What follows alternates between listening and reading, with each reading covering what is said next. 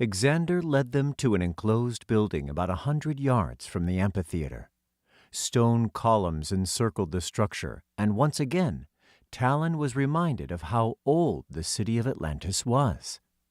They all entered a large stone room that had a massive round table in the center. Xander touched the table and smiled. "When I was little, I used to come here with my brother. We'd pretend this was King Arthur's Round Table.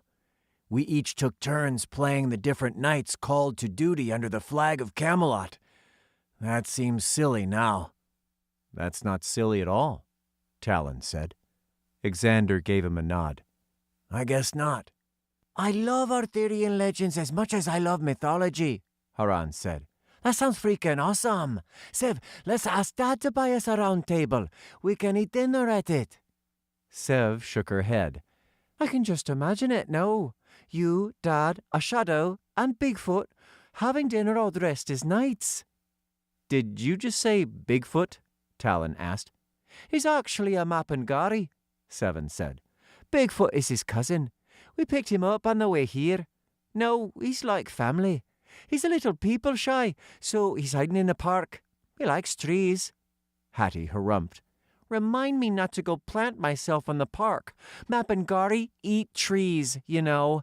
I seriously don't want Bigfoot gnawing on my branches."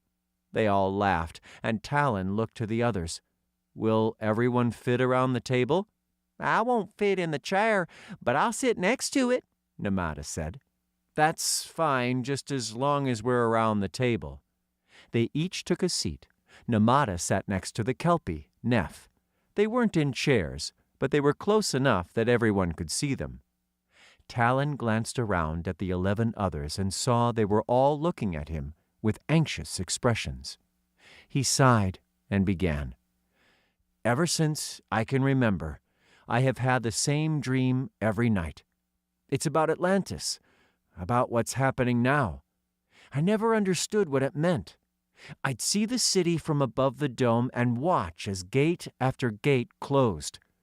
Each time a flash would signal from out in the ocean, and the sun atop the pyramid would dim. After the final gate was closed, the bridges that connected the center island to the outer rings would crumble, and then soon after, the dome would crack, and Atlantis would be destroyed." "We can't let that happen," Alea said. "With magic gone, all creatures tied to it would get sick. I've experienced it. My mother is ill right now, along with hundreds of others." "Alea's right," Colin said. "But what can we do? We're just a bunch of kids." "I'm actually older than all of you put together," Namada joked. Everyone laughed, but it didn't remove the gloom that was setting in. Talon needed to get this conversation away from the side of fear. With fear, there could be no hope. "Each night, the dream was the same, over and over," Talon continued. "Until one night, I met Xander there.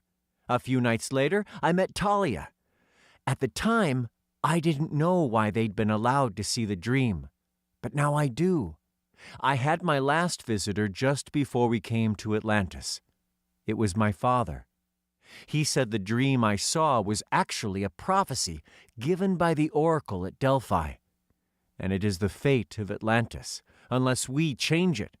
He said fate had called others to help. He said they were the chosen, and that when I found them, I would know who they were.